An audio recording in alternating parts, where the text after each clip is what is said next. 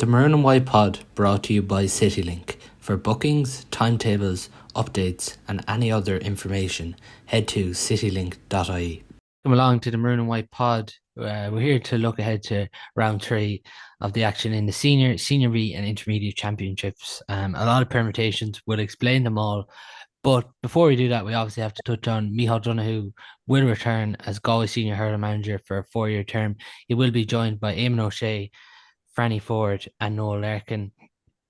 I'm joined this evening by Gerry Kearney and Kevin Brady to look at the appointment, and then we'll get straight into the action and preview games and get the predictions from what we all think this weekend. But first of all, Gerry, coming to you, massive positive to have Micheal back in charge. Oh, absolutely massive positive to have Micheal back. Like Micheal, I know he's involved with Clarinbridge this year, but like he knows Galway hurling inside out, and he knows it from grassroots up, and the link between grassroots. I'm hoping that when Micheal comes back in, that there will be a link or a closer link with the grassroots, with the academies and that, and the structure and style of play and things like that. But like the management team you've named there, like it's good to see Eamon waiting on. I think he'll bring something to that management team. But Micheal's experience, he's done it. I know people are saying, "Oh God, there's a huge development thing," but there is players there, and I do think that Micheal has the charisma, and he has the man management skills, and he knows how to bring and form teams and make groups. We've seen it before. We were longing out for someone until we won in 2017. He was there, and I think that any lad at all with a real grasp for playing senior hurling for Galway is delighted with Micheal's appointment. And the big challenge now is to get onto that panel or get onto that training group. And like if you were asked in and Micheal is there and Franny and Noel Larkin named O'Shea, I'd say you'll be bouncing into training. So really positive and really looking forward to it now going forward. Yeah, Brady, it's the man we all wanted really to be in charge for 2025. Yeah, and if the truth be told, he should never have been gone in the first place. But sure, isn't that Galway County Board again for you? But listen, I say it as it is, like Shocks. Like if Micheal is given the reins in there now and the county board stay out of his way and give him the 4 years with his backroom team, as Gerry said, there work on all the development, work on all the under 15s, minors, under 20s, keep in contact with all of them coaches. By the time them under 16s are at the end of Micheal's tether, they'll be 20. And if he has had a small bit of success, he'll be left on. And it's developing. It's something pretty much what they done now in Limerick. Anthony Daly played a big role in that when he was brought in. He done a good bit of work with the underage, and then they brought them through, boom. Then they left Kylie there. And, it's very smart. It's nearly run like a business down there. It has to be the same way in Galway hurling now. Forget about the politics. And, you have winners there. You have born winners in Micheal Donoghue. Franny Ford, Turlough's best hurler ever. Born forward, Noel Larkin, good man, and Eamon O'Shea. I suppose you didn't get to see the likes of Eamon O'Shea last year because the game has changed so much now with sweepers, and he brings a lot of forward play into it. But I think with Micheal, he'll give him a lot more range, With that, Gerry, there was rumours going around whether Franny and Noel Larkin were going to be involved, but thankfully they are going to be involved. But just on that, because we've all know the impact Franny has had at Rafels underage level with Galway. He's been talked about so highly as a coach, but he's obviously your own club man, and you've obviously seen him working around the club. But how much of a positive is it to have him involved too? Oh no, absolutely. Because again, like as I was saying there about the development, Franny is well abreast of all the good underage talents that's coming through. He's development in Rayfields, involved in the school hurling. He sees what the President and Rye or any of these colleges and he's coming up against. So he knows what's the talent that's coming up. So it's hugely positive to have someone like that can identify it. And that's a huge plus going into a job like that.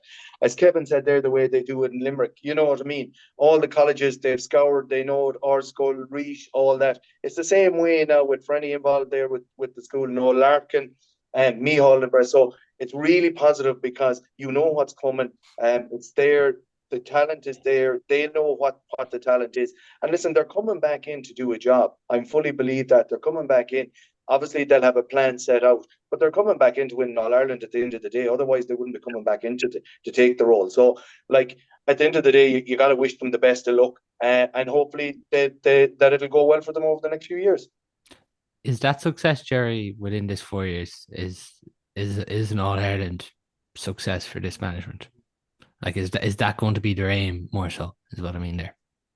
Yeah, well, I would have to think so, because like we're not exactly a county that's actually that has loads of All Irelands behind us. You know what I mean? So I think if you win in All Ireland, but if like the main thing is that we're developing the players, and that we get a style of play. And I think maybe our style of play has been changing over a while. And I think Galway need to get a style of play and stick to it. And that's why I was saying earlier that the development, and like Kevin was saying, that Limerick do, where even Kinnerk has an input down to under 14s, and the way that their academy runs, and how training should be done and things like that.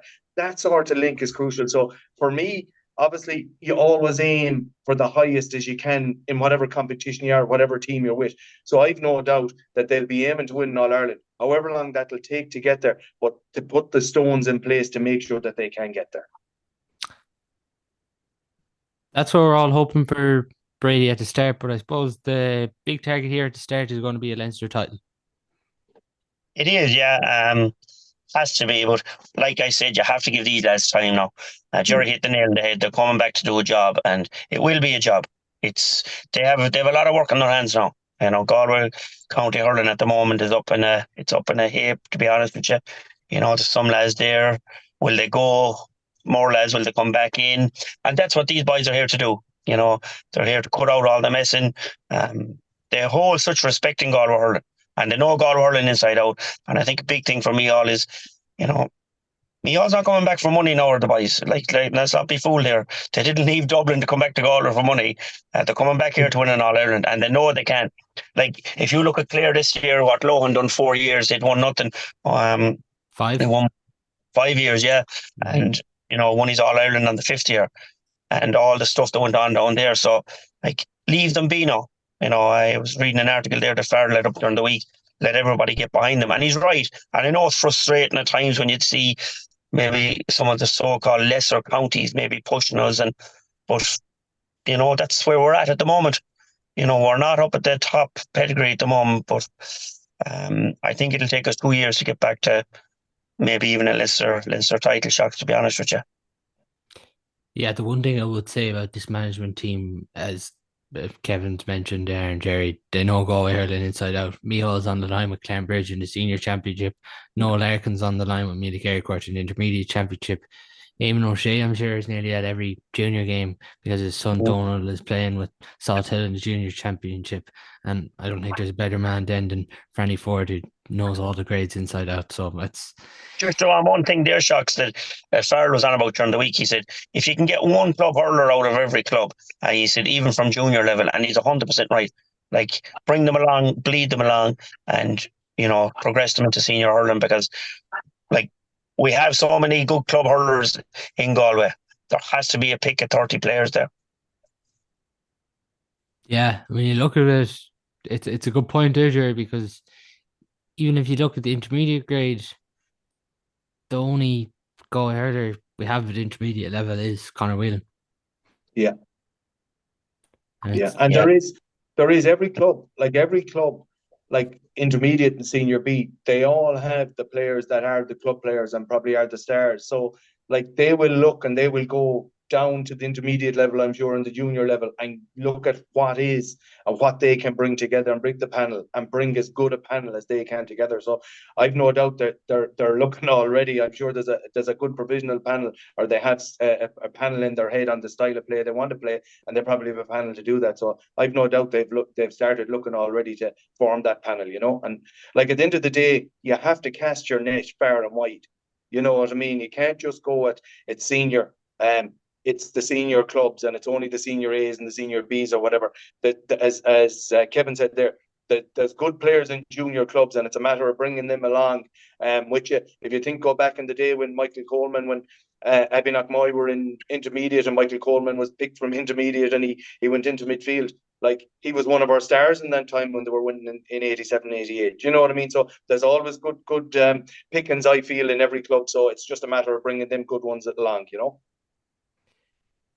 Yeah, we wish best of luck to Micheal and all his management team. I'm sure there's a lot, even more in the backroom team for him to finalise, and fair play to the county board as well for getting this management team into place. We will hope to make contact maybe with some of the management team and see would they be interested in coming on, and if there's not, there's no problem there, but we will try and make contact and maybe get a bit of insight in the coming weeks for a couple of players that previously worked under Micheal, and try and make contact too with the county board. So stay tuned for that too over the next few weeks. But we are here to look ahead to round 3 of the senior B, and intermediate championships.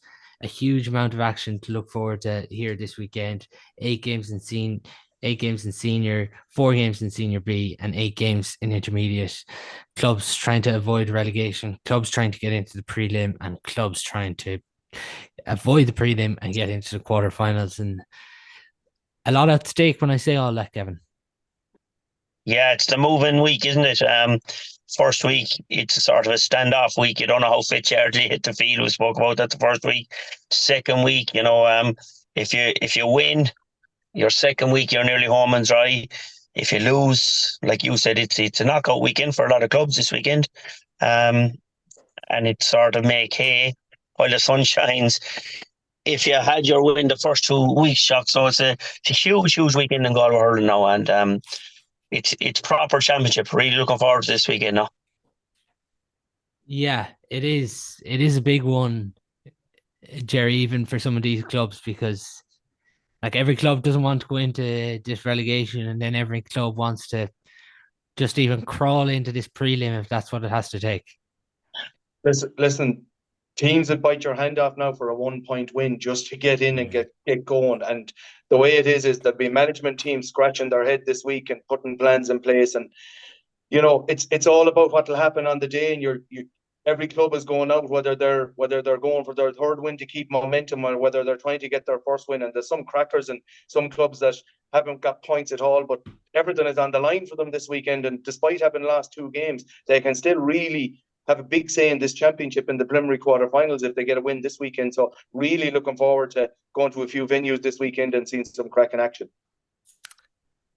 If we look at Group 1, Saturday, 7th of September, in this group, obviously there's a lot of permutations. So Turlough obviously have top spot secure, but for the other teams, all those 3 teams are still bidding to get into the knockout stages, and that's Kilconieron, Cappataggle, and Mullagh all hoping for a spot. But Turlough play Kilconieron at 3:15 on Saturday in Pearse Stadium, and Cappataggle play Mullagh at 3:15 in Duggan Park at the same time.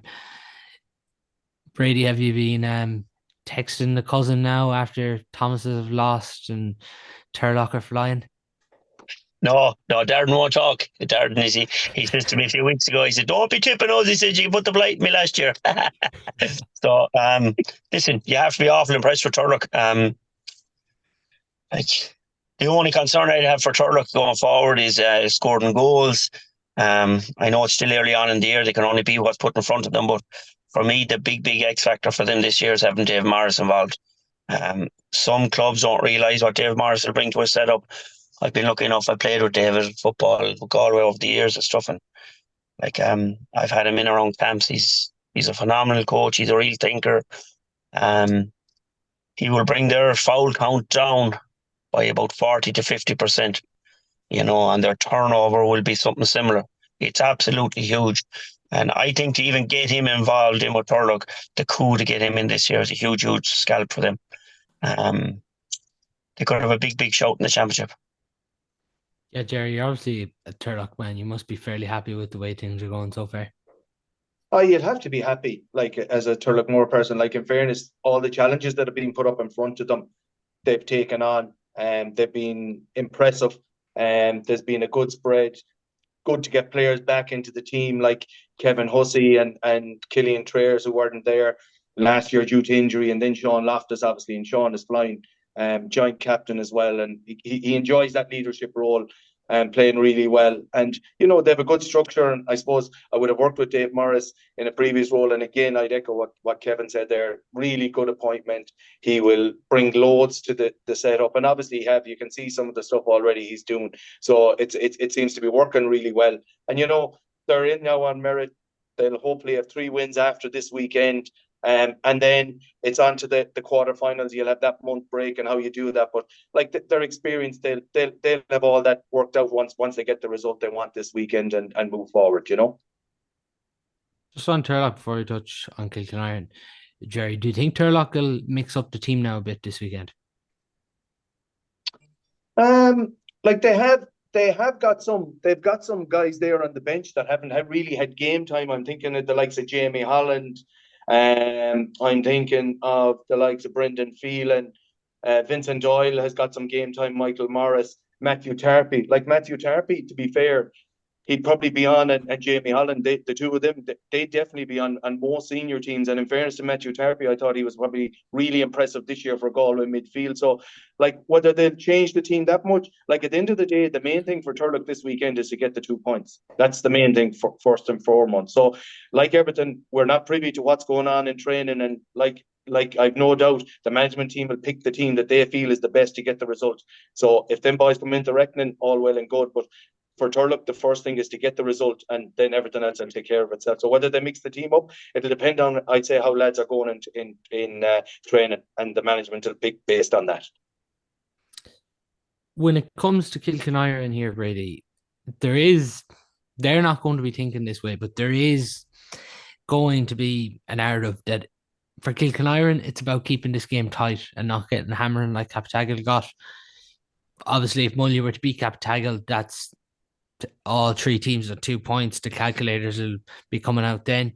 If Cappataggle win, then it's fairly simple. Cappataggle go through in second place, Kilconieron third, and then Mullagh go into relegation and Turlough top. It's going to be hard now to get Kilconieron up for it this week. You know, like they're facing probably the farm team in the championship this year, outside of Turlough and Clarinbridge. Like going back to what Gerry said there, do you change the Turlough team? Myself personally, I wouldn't. It's all about getting momentum now. If I was involved with Turlough, you know, keeping your team that's there. If they're hurling well enough in training and the attitude is right, but I wouldn't be swapping anyone to give anyone game time. If they're good enough, they play. If they don't, they get their 10 minutes at the end and they work their way onto the team, you know. But as in regard to Kilconieron's setup, like you can throw everything you can at a team like Turlough or the likes of Clarinbridge or Loughrea or these guys, but experience will always come out in the end. You know, nearly catching the teams cold on a third round doesn't really happen anymore, Shocks. You know, I'm sure we'll touch on the Larkins and the Thomas's upset later on, but like you won't see too many more Shocks as the year goes on now. The only thing is with Kilconieron, they've actually had a really positive campaign. Like they were unlucky against Cappataggle. They got over the line against Mullagh, and like you know yourself, Brady, it's hard to get over a battle, especially when you're playing a team like Mullagh. So when you consider they're coming into this, like it's not like they've got a hammering throughout the year. They've actually had a positive campaign.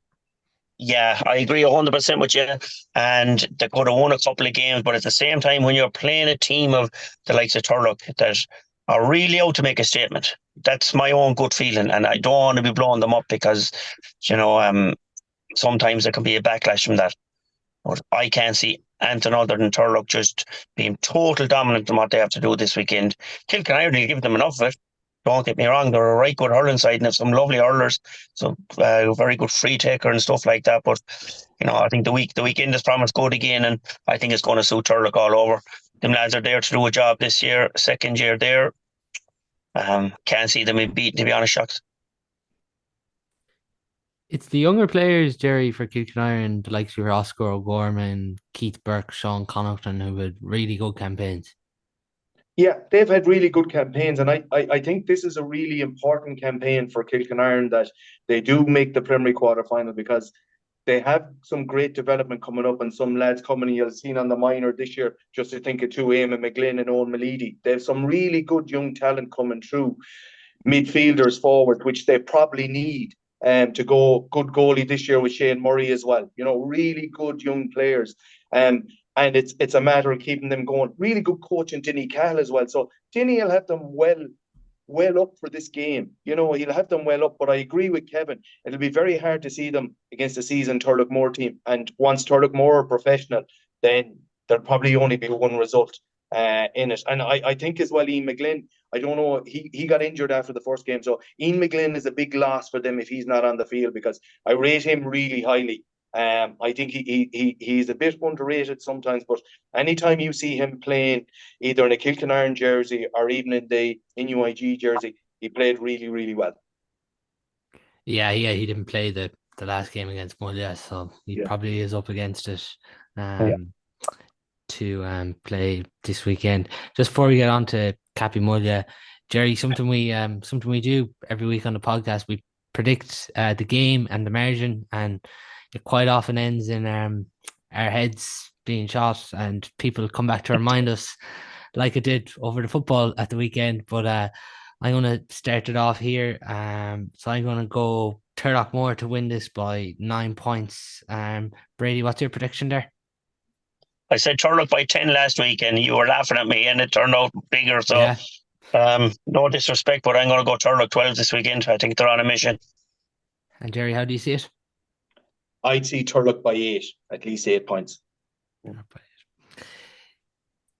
The big one here, lads, in the second game, Cappataggle and Mullagh. This is going to be an interesting one at the weekend. It's obviously at the same time as the Turloughmore game. It takes place in Duggan Park. Gerry, you were previously involved with Cappataggle, and when I'm just looking at Cappataggle this year, even from the first game, that win, they still relied on a lot of their scores from place balls against Kilconieron. Would you agree that they're struggling this year, Cappataggle? I don't know. Is it that they're struggling? I think there's probably been a little bit of disruption in preparation. If you look at it, they had 3 or 4 lads in America for the majority of the year missing the league games. You had Niall Collins, you had Liam Collins away, you had Donald Mannion. Like when you had a few lads, by the time before they played the Kilconieron game, I think they were only back a week or maybe even landed that week. So like they themselves in their own, I would say they're probably saying themselves they are probably struggling with their own thing. But the one thing you'll find up there, I know Stephen Craven, I'm sure that they got over the first game. I'm sure since the Turlough game, they kind of know where they are now. And I'd be expecting a big response for them this weekend, to be fair. Jay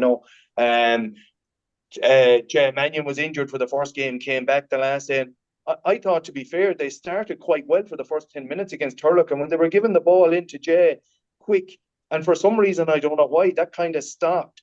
Liam Collins didn't have a good game, I felt. I don't know, was that due that he wasn't back in and to the pitch of it? But they are getting a lot of scores from play, which is saying that they're not gelling as they should. But I think this weekend now against Mullagh, that'll bring everything out in them. I know that I've had lads yesterday playing football against Corofin, so they'll have a few of the panel involved in that. So I suppose for themselves, they'll probably be, Stephen will have circled the wagons, and I'd say the management team, they'll be really looking forward to this game the weekend, and they'll be hoping that they can get at least a draw, which will be enough for them.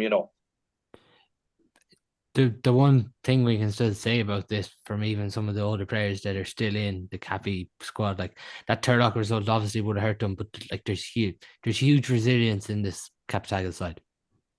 Yeah, and as a club, to be fair, like there's a great resilience from the top down, and Tony Nevin, he'd have been manager when I was there. Tony is now the chairperson, and that there's a great drive within the club. So they're really proud. They're a really proud club, and like, to be fair, they always or nearly always bounce back from a knock, and like the Turlough defeat was a knock for them because but they'd have gone in expecting to give Turlough a good run of it, and didn't happen. Fair enough. But they'll definitely be going in against Mullagh now. The other side show of it is that Cappy have never actually beaten Mullagh in senior hurling. Yeah. So in the 2 times they played, the last time Cappy had beaten Mullagh, I believe, was 2002 in intermediate level in a group game. But they lost the preliminary quarter-final to them by a few points, and drew a game in Loughrea in a senior game. But they've never actually beaten them. So that's why this weekend for me is intriguing, because Cappy will need to come out fighting, which I believe they will. And Mullagh will definitely come out fighting, because when they see that black and red jersey, it just brings them out. They just seem to grow. And that's being honest with you. And that's been on the sideline. I haven't seen that.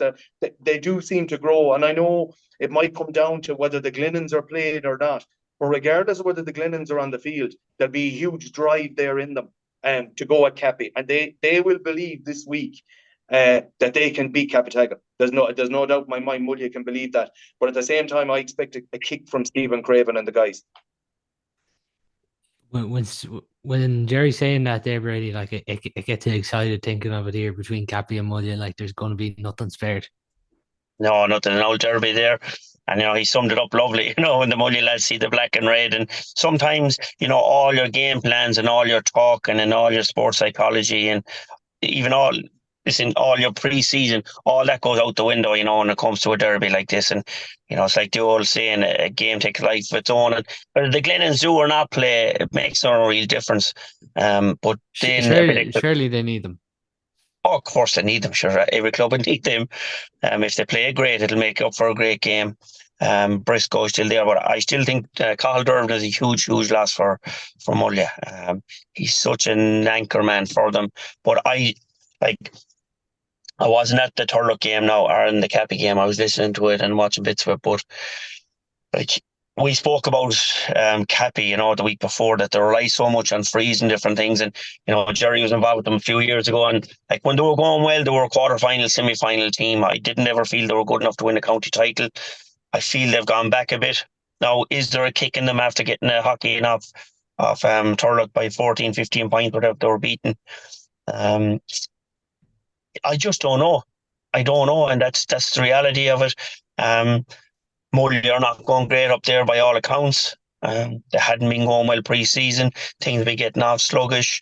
So the reason I say why I feel it's crucial that they need the Glennons this weekend is because I think their reliance then becomes even more and more on Conor Dolphin this weekend. Yeah, well, listen, Conor Dolphin is, he's a huge find for them up there in Briscoe, still hurling, and they have a couple of great young players coming through, but they're just not ready for senior hurling yet. And that's why I was saying if Cathal Dervan had been around for another season to gel them, but at the end of the day, when your body says time is up, time is up. I'd love to see the Glennons playing. I really would, because they'd be proud Mullagh men as well. If there was a gun put to my hedgehogs, I'd say just this. Their style of hurling is very similar. The two teams, it's very, very similar. I'd go for Mullagh by a point, and it'd be only based on with the Glennons being playing and, that small bit of more of ambition. They're only up from Senior B. It'd be a disaster for them to go back down again. I just feel the Cappy are on the way down slowly. I know they have good hurlers, the Manions, and I go back to what Gerry said about ball going in early to the lads and why it stopped. Sometimes you just don't know, but I go for Mullagh, and that'll be just about no shocks. That's the thing there, Gerry. Mullagh, it's fantastic to win Senior B, but it is a disaster here. Your first year up and you go into that relegation semi-final if they come up short this weekend. Oh yeah, no, listen, that wouldn't have been in at the start of the year. Like, they've Tony Ward in, a really experienced manager as well. He's been around with loads of teams, and they wouldn't want to be going down or looking at the relegation. But whichever does, or whatever team is in the relegation, unfortunately, one team has to be there. You know what I mean, Paul? So one team has to be there. So Mullagh will have everything put in this week. Well, it'll be a disaster for the club. They're a proud club, but they're not there yet. And until they're through the trap door, they'll believe that they can avoid the relegation. And that's the intrigue at the weekend, that they'll firmly believe that this week they can avoid the relegation trap door. And how do you see it, Gerry? I actually think it'll be a draw. A draw. I actually think it'll be a draw. Yeah, because there'll be nothing. It'll be minuscule between them. So I actually think it'll be a draw. That's being honest with you. Yeah, I'm going to tip Cappataggle there by 2 points, just to edge it in the end there. But as we said at the start of that, if obviously Mullagh were to win and Turlough win, the calculators would be coming out there because they'd have 3 teams on 2 points. And if Cappataggle win, Cappataggle go through a second place, Kilconieron and get third. So that's the permutations really there. And bottom team goes into relegation, second and third into the prelim and quarterfinals, and top straight through to quarterfinal, which is already confirmed in Turlough. Just before we get on to Group 2, lads, I was chatting to a coach involved with one of the clubs in the senior championship during the week, and he had an interesting comment, and I thought it was something worth bringing up this week. And he was just talking about the amount of frees being given in Galway club hurling. It's higher than any county, he said, and he's looked into it like in-depthly. Is this a trend you've seen developing, Brady? Yeah, definitely. I spoke about that a couple of years ago, and it's not a. I don't like saying it to referees or anything like, but like the inconsistency when I was playing myself is something frightening. It really is. Like some referees, it let you out, and not saying to be a bloodbath or anything, but like you get away with a lot more.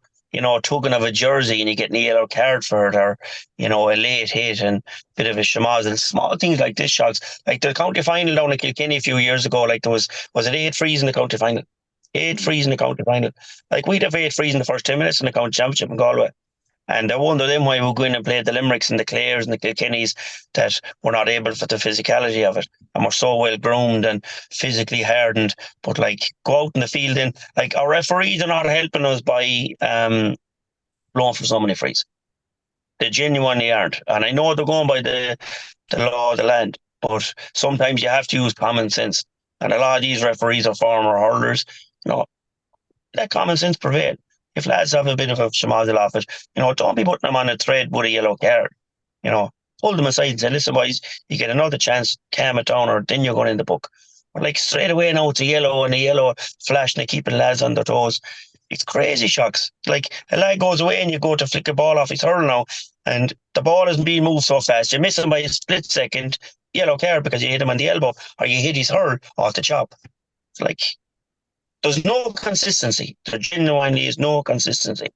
And it's very, very hard and frustrated. And then, like, my biggest problem was I'd a mouth to me when I was hurling. I turn around and say, how do you mean, ref? And, like, it's a natural instinct. It really and truly is. And those some referees, though, were great with me and they say, listen, Kevin, calm down.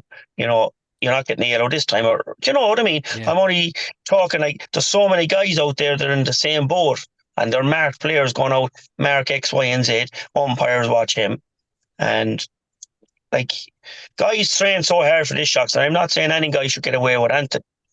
But at the same time, the common sense has got to prevail.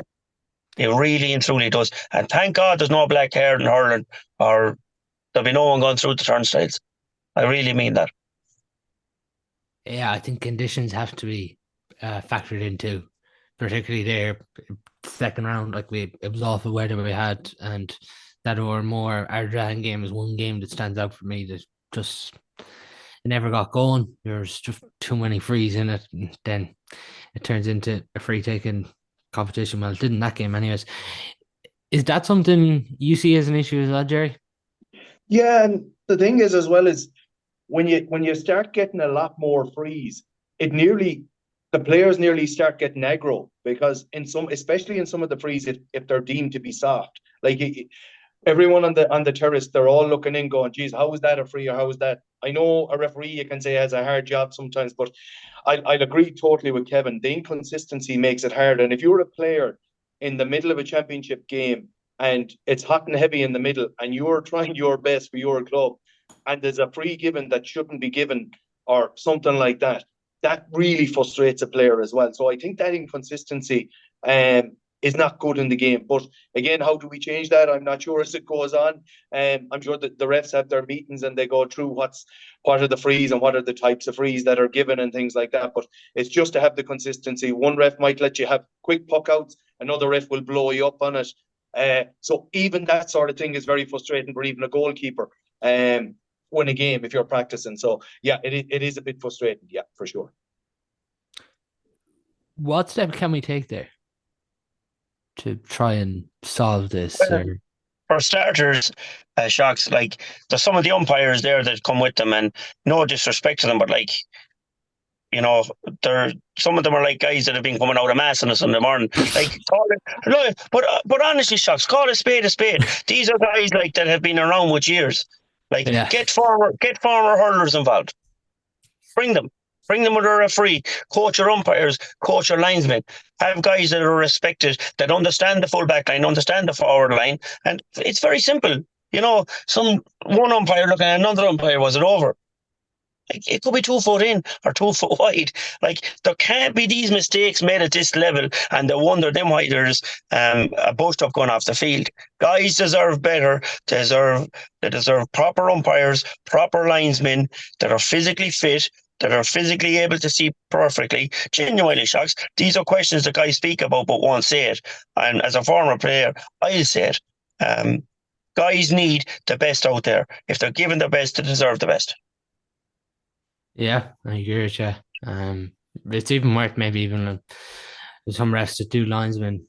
I don't know. Can you get them? Would they be interested in being an umpire? That's another thing. Would former hurlers be interested in being umpires? That's the big question. Well, I think myself, Shocks, if a fella came to me and said, Brady, will you do an umpire today? No problem. And I wouldn't be one of these if two lads were having a schmozzle in the corner, up with the car, ref. I said, listen, boys, you wouldn't, like, because you know what it's like. It's the heat of the battle. You know, everyone likes to get to know each other. And I think it gets the crowd going and all that as well. Listen, boys, calm down, right? Calm down. You know, I'm not calling the ref. Go off the ball, play it hard. All these kind of things. But lads are just, you know, trigger happy, hand happy, and like, it comes back to what I said. Guys deserve better, Shocks. They really and truly do. And it's no disrespect to referees. It genuinely isn't. But like, they're the only guys getting paid out there. So let them bring a group of guys with them that are young, capable, you know, and know the game inside out, and know the characters that they're judging. Yeah, it's like, this is a debate, I think, we could have for a while, but it will be interesting, and it's something I'm going to try and keep an eye on now, even throughout the club championship this weekend, and hopefully we can have a few statistics next week on praise given, and hopefully it's not as high as it was. Maybe it was just that weekend and the conditions we had. But if we're to move on to Group 2, obviously the Loughrea and Clarinbridge game in Kenny Park on Sunday evening is big, but Gerry, I actually think for many people it mightn't be a big game to them, but I think Moycullen here and Craughwell is a huge game. It's 3:15 in Kenny Park on Saturday. Whoever loses is gone straight into relegation. Whoever wins is through. Yeah, I couldn't agree more with you. Like, the thing about it, I seen Craughwell the first day out against Loughrea, and they lost by a few points. Didn't go well for them. Haven't seen Moycullen, but the one thing I know about Moycullen over the years is there's always a huge performance in Moycullen every year. You can remember back over the last few years. Last year they made the preliminary quarterfinal. There was one year there they had to beat. I actually think it was Cappy. They had to beat them by 12 points or something. They bet them 13 points. There's always a big kick in that Moycullen team, and this weekend against Craughwell, if that comes, Craughwell will have to put up a serious resistance, because Moycullen really do know when they circle the wagons, they really do go at it. The likes of Matt Donoghue, I'm thinking Ian Anoon, you're thinking there Niall Mannion. These guys, the McDonoughs, these guys are serious hurlers when they get going. And like they've John David involved there in the backroom team, they'll be ready for Craughwell. And the Monaghan's will need to be Tom Monaghan will need to be on top form. Tiernan Lean and Mark Monaghan, didn't go well for them last weekend against Clarinbridge. And, Moycullen, to be fair, really put it up to Loughrea. Like, yeah, they were level with a few minutes to go, 5 minutes to go, there was nothing in that game. And that's why I'm saying last week they got a good result. Can they back that up now? That's the challenge. If I was part of the Moycullen management team this weekend, I'd be saying, lads, can we back that Loughrea result up, and can we go at Craughwell? And like Craughwell were in the relegation last year, I'm sure they won't want to be going down. And like it's a thin line. One of them teams is going to be in relegation, and one of them is going to be in a preliminary quarter final. the next day. So it's a very thin line there, and there'll be skin and hair flying in that one as well. And I think it'll be an intriguing game as well. On form here, Brady, Moycullen go into favourites is this. Yeah, and I suppose I wrote them off the last day against Loughrea, and like I suppose you'd be writing anyone off against Loughrea, bar maybe Turloughmore, Clarinbridge, and Thomas's, but to my own naivety really, because Hardy was out there for a few years, done a great job with them, left them in a good place, left them with a good management team, and like they're physically super fit. Moycullen, and could have beaten Loughrea, boys. Could have beaten Loughrea if they got the rub of the green. Were in for 2 goals, didn't take them. Couple of small things that I suppose more experienced teams would have been able to finish them. Now, this is an experienced outfit in Moycullen as well. They were preliminary quarter final last year, and like as Gerry said, they were with Craughwell being in relegation last year. Like we spoke about a few weeks ago, even when Fergal Healy was on with us, Shocks, such a proud club, and you have Toddler and a few of the boys back over them. But like when you lose so many guys in the Craughwell setup, it takes years to rebuild. It really does. But on that, they've shown nothing this year to prove that they're worth going through. And like that's maybe harsh, but they on the 2 games they played, they haven't. Yeah, and you know what? There's no fight in them.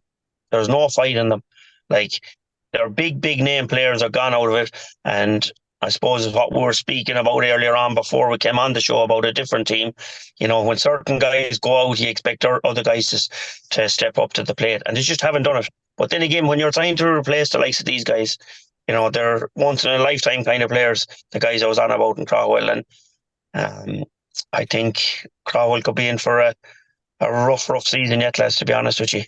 It's just a surprise because when we had Fergal on, there seemed to be a bit of optimism. Not that they were going to push on to the last 4 and them, but there was optimism that they had things in order this year. There was more organisation around the club. They were feeling pretty good about things, but just on the pitch that hasn't happened yet. But even their intermediates, as well, things are not going well there. They just don't seem to, and they're going well at underage, but they just don't seem to be shooting it at senior level at the moment at any of their grades. And, sometimes it can just take one result to change their whole season. Yeah. And if they can get that, they'll be earmarking earlier on in the year Moycullen. Moycullen will be earmarking Craughwell. So this is their do-all. This is their championship game now Sunday. So I don't think Craughwell will fear them one bit, but at the same time, it'll be in the back of the heads that they nearly caught Loughrea the last day. And Loughrea, I felt, would have given Moycullen a good clipping. So it will be a good game. It'll be a right good game. But if I was to go for it, I still think that there's a performance in Craughwell. I really do. I just think they haven't gotten going, and I just think they have a better balance. I know it might sound stupid, Shocks, but they just have that small bit of more class. They're not as bad as they're shown. They really and truly aren't. And that's no disrespect to Moycullen. They're probably saying, what kind of cheek is that Brady saying that we pushed Loughrea, but yet he's not letting us get a result against Craughwell. But that's the way I feel about it. I just think Craughwell will beat them this weekend by a couple of points. On that, Gerry, is that harsh what we said on Craughwell there? Do you feel they're how have you seen them this year? Yeah, I think if you were talking to Craughwell players themselves, they're probably saying they're not doing themselves justice. Do you know what I mean? So whether it is us saying it, they probably feel that themselves because they would have ambitions for themselves, you know what I mean, of where they should be. And they do have, I agree with Kevin, they do have some really good hurlers, but they just haven't gelled as a team or put it together as a team. Now, they've won the sevens, the All-Ireland sevens this year, and that was a great success for them. But sometimes when you get success like that, does that kind of put you into a bit of a comfort zone? I'm not 100% sure, but they had a great success. I'm sure that was well celebrated. They kind of thought that would put them a push on. And starting off against Loughrea, you would have felt against Loughrea, considering who Loughrea were missing, that they should really have had a better go at them. And I don't know what they lost, but I felt that it was nearly a double loss than what they got beaten against Craughwell, against Loughrea. They just didn't didn't go, and Tom Monaghan really kept them in it that day. You know, I really felt he for me has been the one shining light that has gone through, that has really kept them in it. Mark as well, actually played really well that day. But for me, they probably would say themselves they're not performing as. Listen, could it come this weekend? Absolutely, it could come this weekend. But for me, I just think based on what I've seen so far, I would give Moycullen a 2-point win this weekend, just based on what I've seen.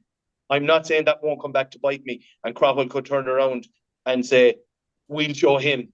We'll beat Moycullen, and they could definitely go up and beat Moycullen. But for me, for this weekend, from the results so far in the group, I'd be tipping Moycullen to win by about 2 points.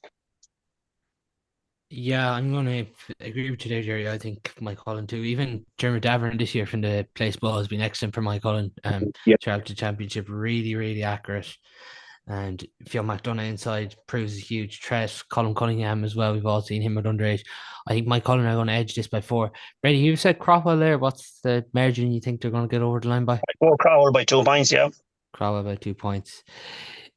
The other game decides top spot in the group, and I meant to say there, of course, if it's a draw, Moycullen get through. So Craughwell have to win to stay in the knockout stages of the championship, or otherwise they're going into relegation. Clarinbridge and Loughrea then meet a day later on Sunday at 5 o'clock in Kenny Park. Whoever wins this gets top spot. If it's a draw, then Clarinbridge will get through. So huge amount here at stake as well. On this one here, Brady, it's Clarinbridge have been impressive. Loughrea got through Moycullen, got through Craughwell. Both teams coming into this one 2 out of 2 here. There's a good healthy rivalry between these clubs. There isn't, two totally different styles of hurling teams, to be honest with you. One that'll be a lot harder, more physical in Loughrea. I suppose the old traditionalists. Clarinbridge with Micheal Donoghue over them. You know, a lot of these lads want to put their hands up with the county setup as well. And I suppose every club playing Clarinbridge will this year. It'll be a cracker. I hope the referees let it go now, because any free within 80, 90 yards of an island is going to score it, you know. No more than Portumna or Castlegar. So I hope he lets it go. But at the same time, like, the farm team probably is Clarinbridge, but like Loughrea never beat you any more than by 2 or 3 points. No matter who they're playing. Even though all the times we played Loughrea over the years, they'll just about beat you. That's what Loughrea do. They never get excited about winning. They just go about their business very quietly. They have a backroom team and a management team as good as any county setup. And I know Clarinbridge have their own county setup, but it's going to be an intriguing game. It really will. I think Loughrea, the game last week against Moycullen was an eye-opener for them. And listen, I think that's probably where they were. I think their time in their run lovely, I really do. Those other years there, Loughrea be, you know, firing in all cylinders early on the year, but, you know, I feel their time in their run. The couple of young fellas coming through for Clarinbridge is a huge addition to them. It's put them up in the top 2 or 3 for me this year, you know. It really has. It's going to be a humdinger of a game, but I hope the referee doesn't decide it, shocks. I'm just thinking back to last year, Gerry, when these two sides met in the quarterfinal. The Loughrea players were running out of the tunnel, and Oisin Salmon was there waiting at the tunnel for the Loughrea players to come back out. Yeah, like that's the thing, you know what I mean? That's what it is, and that's what the intensity will be again this weekend. And you know, the younger players, it's just unfortunate that we won't get to see Aaron Island this weekend, you know. And I suppose whatever after because he'd scored 3 outstanding points the last day, and it's just unfortunate with his injury. But I hope, listen, he's definitely one for the future for club and county, and having coached him in the academy levels, he's a pleasure to coach. And what injury has he doing? Hamstring. Yeah, so it's and I believe he has to go for an operation. I just hope that now he's given the time, do his recuperation and come back stronger, because sometimes you'll rush players back, and I just hope he does for himself as well. You know, he will be a bit of a loss to them. Like, you know, 3 points in 27 minutes. And like I heard he caught one and he had an advantage in a free and he swiveled, put it over the bar the other way. Like he's just an absolute talent. Like I remember one academy game he scored, was it 418 or something like that? Like, under 16 level. He's just fantastic, So I wish he gets, if he gets his operation sooner rather than later, and that his recovery goes well for him, But that Clarinbridge team, he was only back the last day. They have talent all over the place. The younger players coming through now. They've taken a few off the intermediate the last day, I suppose, due to injuries and lads coming on. Loughrea are just never beaten. They are just never really beaten. They have a system in play for the last few years, and really, if you can get around the system, if you can do it, and many teams have tried to get around it, but like if you look at it now, Tiernan Killeen for me has gone up centre forward. He has been really good in that place. I think the three Killeens were in the Cullen, Cayman, and Tiernan were in the half forward line the last day. They moved Joe Mooney back to wing back. Big guy. They're really motoring well. Neil Keary came on, scored 4 points. That's all real positive. Their injury lads are coming back in. Johnny Cohn has gone into full back. But like Johnny is so experienced, and like they won't let in goals that easily. They'll know where to foul the guys out the field. They'll be where they have to pull a guy down, they'll pull him down. They'll go at it. Their management team is super, real experience on it. I'm really looking forward to it. I know Loughrea got the better of Clarinbridge last year, but I'd say Clarinbridge are going into this really with a bit of an edge and saying, lads, we need to lay down a marker here. This will be a big game for Clarinbridge now. Loughrea go in, if they had to go in the preliminary quarter-final route, it won't be a problem with them. I think Clarinbridge could be a little bit that, they need to go on and win this for me to top the group. Loughrea will be able to take, but after losing last year, I think Clarinbridge will want to come back and lay down a statement in this game. The thing is, too, Jerry, Vince Morgan isn't getting into this team. No, he's not. Shane Morgan is playing really well in the backs. And like that again, are they deliberately leaving guys out and then bringing guys in? You know what I mean? And weighing them, like Bobby Feeney, the first day was really good against Craughwell. Played excellent inside with Tom Hooban, Anthony Burns. They mightn't be the most stylish in play, but by God, can they win ball and can they distribute ball and bring other players in? And Loughrea have good stickmen throughout the play. They're able to play through the lines. If they have to go long, they're able to go long. And they're well able to play. If it gets physical, they're able to get physical. They know how to grind out a victory. So, like, if this was going down to the wire with the last 5 minutes, you'd be saying Loughrea should come out on top because they're able to grind that out. But I'm really interested now with the younger lads there that Clarinbridge have been put in this year, the likes of Sean Murphy. You have Joshua Ryan there, and you have Micheal Donoghue in midfield. These guys. Shane Ryan has moved up into the forwards this year. Mark Kennedy's gone out to the half forward line, giving them a little bit more freedom. Can these guys really take it on and really go at Loughrea? Because definitely, I know the ref, and hopefully the ref will let it go, but you can be sure you'd want the eyes in the back of your head before the ball is thrown in. They'd really be going at each other here, Is there a question this week, Brady, of do Clarinbridge have the physicality to play against here at Loughrea? Because we know Clarinbridge have the hurdles where they can move it and they can spray the ball and they can rack up big scores, but like Keen Salmon wasn't there the last day and he's someone they often look to for long bugouts. Yeah, big man, well able to get it, well able to throw his body around.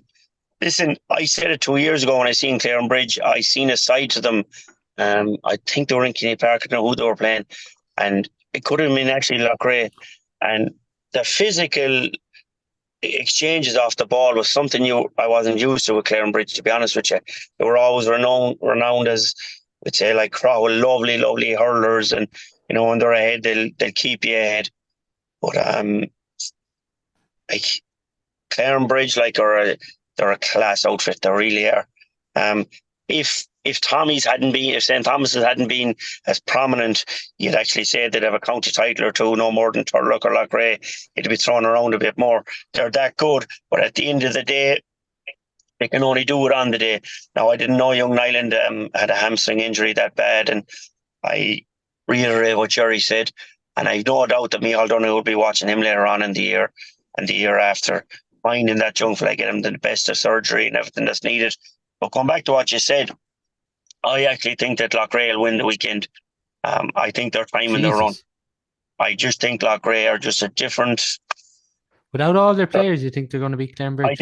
I do, and I tell you why. They're hurting after last year. They're hurting after the Turloughmore game last year. Jamie Ryan, just before that game, was on the Friday night, was pronounced not playing, and that was a huge loss to them. And I know they were hurting after it. They brought in Conlon this year as part of their backroom team, and I know he was there last year. I don't think he has an involvement this year. Is he not? Is he not in this year? He was on the sideline for the first game. He wasn't there. Oh, was he? Yeah, he was on the sideline. He was on the sideline, for the first game. Yeah. Okay. He was, and he was at a couple of training sessions with them, talking to one of the lads during the week. So I know he's not giving a full commitment, but like for someone like him to be involved with them as well, like is huge. I'm just going to go with Loughrea in this one. I just think they'll edge it out. You'll never beat Loughrea, more than a point or two, and they're just dogs. And I mean that in the best sense of the word. And Clarinbridge will be there later on in the year. I don't think, as Gerry said, it'll make any difference basically who comes out on top, because they're through either way anyways. I'm going to disagree with you there, Brady. I just think the loss of Jamie Ryan, Paul Hogan, and these players. Some bench now. I agree with you, but I just think Loughrea have it, I just think Clarinbridge are in the better form. They're playing superb hurling, even Evan Island again the last day, 14 points. Mark Kennedy chipping in with scores. Joshua Ryan. It's funny to think Joshua Ryan played for the under-20s corner back, and he's playing corner forward for his club. When you see that, but I just think they're in the better form at the minute, and I think Clarinbridge are going to win this by 3. How do you see it, Gerry? It'll be close, but like Michael Daly, I know you run about ball winning half forwards from puck outs, but Michael Daly is a queer hand in him as well. If you're putting a puck out down, going on based on league form. And I know Loughrea didn't take the league that seriously. They didn't really. They had won, I think, 3 in a row in the league, and this year they didn't really focus on the league. So I know the focus is on the championship. So there could be that, but I just think based on the league and the form that Clarinbridge have been in, and they've developed their squads, I'm kind of going for Clarinbridge by 2. Clarinbridge by 2 there. So we're going to move on to Group 3 now. Gerry, if someone was to say to you at the start of the year, St. Thomas's could be out of the championship after round 3, what would you have said? I don't think. Well, the thing about it is if you look at it a few ways, like St. Thomas's won 6 in a row, would they have the hunger to win 7 in a row? So it depends on the players. They've won the All-Ireland, club, and I really think that was something that they really wanted. But like, I would still expect them at a minimum to get out of any group. You know what I mean? To be fair, because they have a cohesiveness. They know how to win tight games. They seem to have a real bond in that squad. They know how to go about it. And when the chips are down, they just know how to win. And like, if you think about it, Turloughmore, we beat them, was at 12, 15 points two years ago. And they were down, I don't know, was it 8 or 9 points against Clarinbridge in the next game, and they bounced back and came at it. So I suppose the way it is with Thomas's is, I would always expect them to minimum preliminary quarter final. But the way they've been over the last few years, they've gone through always as the group winners. So this will be a new experience now, not being the group winners. And then the fact that they have to play Gort, and I know they gave Gort a right hammering in a semi-final a couple of years ago, but Gort are going to be really up for this game for me. I think they're going to be really up for it. David Hooven's a good manager. They have nothing to lose here. I'm sure, like I seen in one of the papers, they were saying the only one celebrating really after Larkin's winning was Gort, because they were still in the championship. So Thomas, whether they're gone, I don't think they'll be gone, being quite honest with you. But I think Gort are going to give them a hell of a game. I'm really looking forward to that game. That's the thing, isn't it? Gort season's on the line here. Yeah. It's on the line.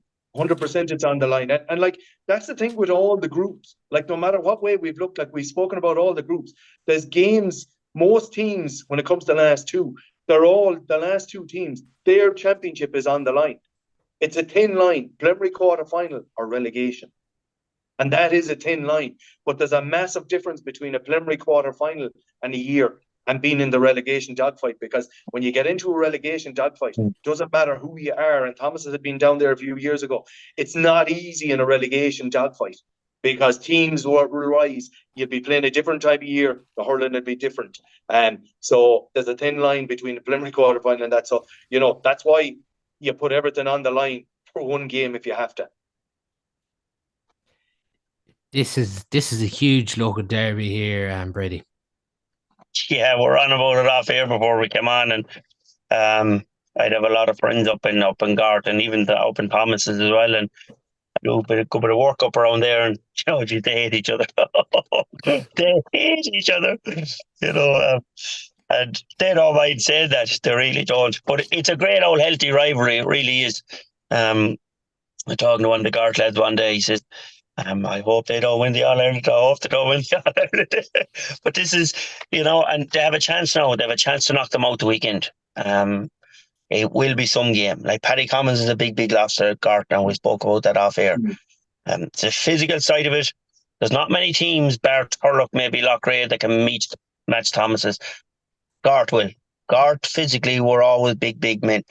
But coming down the home straight the last 10, 12 minutes, class is class. Class is permanent. Have they the hunger to go on and win another county title? Without a shadow of a doubt. David Burke. I think they do too. I think this is just water off a duck's back to them. I just think it's a small bit of a wake-up call to them.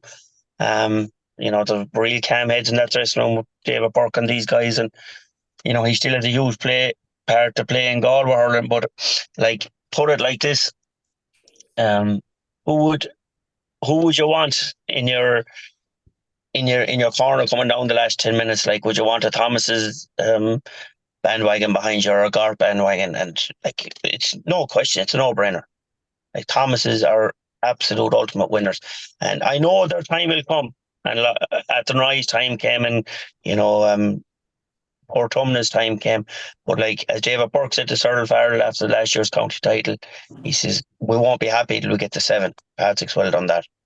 And you remember that, yeah. Or Peter's well. Yeah, and we were on about that last year, Shocks, and that rings in his head.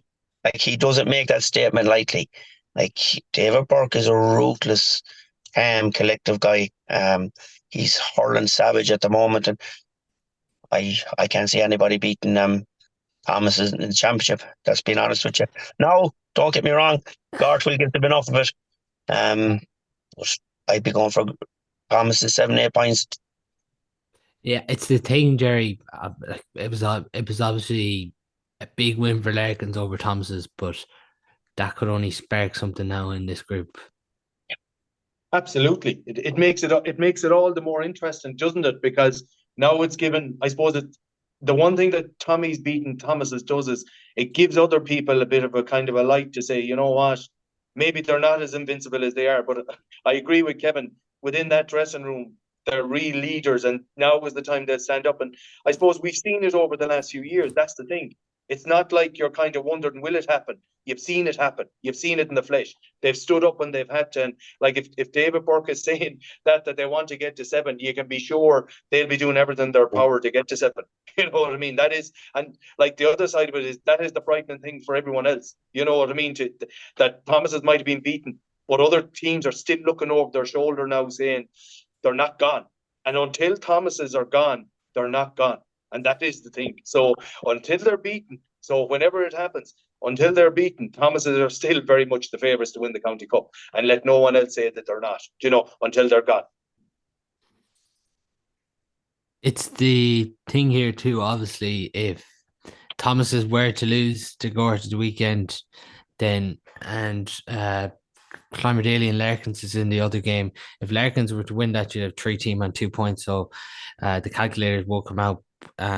But Gort are actually bottom of the table on -5. So they still have to do a lot. But then, say if Clonmerdale were to win, it'd come down to between if Thomas's were to be upset and Gort and Larkins win, then on head to head, Gort would go through ahead of Thomas's. But I just can't see it this weekend. I get that it's going to be a local rivalry and everything, but I think that's going to drive this Thomas's group on, and I expect Thomas's to come through by 7. What would you see the margin there at the weekend, Gerry? I'd see Thomas's by 5 points plus. I'd go 5-point win. The other game then, Sunday, 3:15, Clymer Daly, Tommy Larkins. This is interesting here. Massive win for Larkins, Brady, but there's an expectation now. Can they go and back this up? Yeah, that's the ultimate question. Clymer Daly after beating Gort, and like this is another cracking game. It's something like the Moycullen game we spoke about earlier on. It's like two good hurling teams now. Like Larkins have done what not many teams can do. It wouldn't be a disaster to go and be beaten now by Clymer Daly on Sunday, and that's no disrespect to Clymer Daly, who I think will give Larkins plenty of it. But I just think this sometimes reignites or sets a seed in a new group of players coming through. And I just think that Larkins, like I've often said it, and we spoke about with Farrell and a few of them, I've often said it behind Farrell's back, they're tough hurlers up there. They really are. They're very well coached. They don't have a huge crop of players, but what they have is good enough on any day to trouble any team. Now I know Thomas weren't at their best last week. That's no disrespect to them. They still had a job to do. I think there is an answer in them this week. I can really see them going on to a quarter-final this year, to be honest with you. Yeah, it's an interesting one there because that was a big victory for Clymer Daly against Gort in that final game, and there's an expectation there with Larkins, but Clymer Daly aren't going to fear Larkins either this weekend. No, Clymer Daly are definitely not going to fear Larkins, and I suppose Clymer Daly, you have to look at it as well. We're impressive. There were 7 points down early doors in that game against Gort and came back. So sometimes Clymer Daly might have been accused of, that they fold early or whatever, but that day they turned around and, they really turned it around. Tommy Larkins, to be fair, winning that game against St. Thomas's without Kevin McHugo, who's been a real star for them over the last few years, centre back, that's a big statement. Like Ronan Murphy scored in 1-5, No Darren Duggan either. No Darren Duggan either. And you have to think of it, guys, as well. I don't know, do you remember, it might have been 4 years ago or so, or 5 years, Larkins had Thomas's on the ropes in Athenry in a quarter final. Yeah. And that's right, it was only a line ball by David Burke, I think, brought them back into it, and they equalised, and then they scored. So Larkins didn't have a fear of Thomas's going in last weekend, but I don't necessarily think Clymer Daly will have a fear of Larkins. And for me this weekend it'll come down to the mentality of Larkins. They'll obviously have been patted on the back for the last few weeks and said, Jesus, beating Thomas's, and fairness, their management team have done brilliant, and it's the mentality now. Do they want to top the group? Do you know what I mean? And that really will tell for me. Do they really want to go at this now and top the group? And I would say, knowing the lads in that column, the likes of Colin Flynn, I'm sure McHugo there in the background down with the Murphys, like in fairness to Ronan Murphy, he was dropped off the county squad. And by all accounts, he really went at it and trained himself. He's captained the team. He's driving them on. They have a few nice young lads coming through. And, if they believe in themselves and really want to make a statement, topping the group, considering that they were in the relegation last year, there's no better way to do that. But Clymer Daly won't fear them, and Clymer Daly will go at them. But I just think that Larkins will just have enough to get over the line.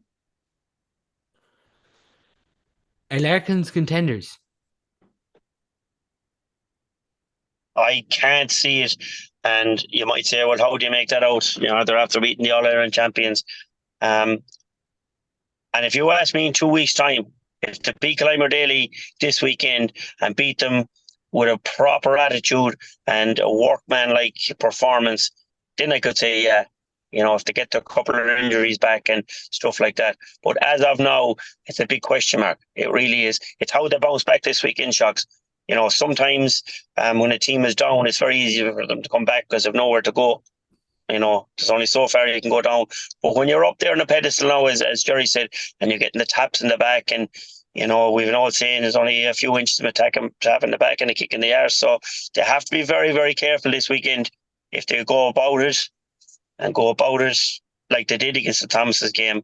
They will have a shout. I'd have them up there with the likes of the Loch raising them, but they have to put back to back. Yeah, it's an interesting one, because it's such a big victory that they got last time out. But yeah, I do think there's expectation this weekend, and I think they'll actually thrive under that expectation, and I expect them to come through by 3 points against Clarinbridge at the weekend. How do you see that one, Brady? Yeah, I get 3 or 4 points. I'll go 3 points as well, Chugs. Yeah, don't think there'll be a lot in it, but I do think they'll win it. And Gerry? I think Larkin's by 2. So we'll move on now to the final group in the senior championship before we do look at senior B and intermediate. Obviously, there's a huge amount of action. Brady, a question has come in for you about Castlegar. And the question is, could Brady shake Castlegar into gear? So Brady shake Castlegar into gear? Yeah. I couldn't do it when I was playing, never mind now. No, listen, I'd love to be. Jesus, they're so frustrating. It's not even funny. It's like, are we on about the Castlegar game here now in Ardrahan the weekend? Well, yeah, but just your point of view there on Castlegar, because obviously you said at the start that we're going to top the group, and then I was chatting to you there, and I was just saying they were so frustrating against Sarsfields then, and what's your view on them now? Because last year you're obviously strong on your view of them, but what is your view now on Castlegar?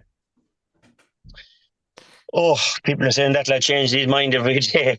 The first thing I'll say is about the club that, I love nothing more than putting on the green and white, and that's the truth of it. And that's why it frustrates me so much when you see, put it like this, very simply. Probably the best club hurler of all time in Galway, Ger Farrer, right? Didn't play last week, which is unheard of, Ger Farrer not playing with an injury. I'd known the day before he wasn't playing. And I was actually excited about it to see how the boys actually reacted without their talisman, without their leader, without their general.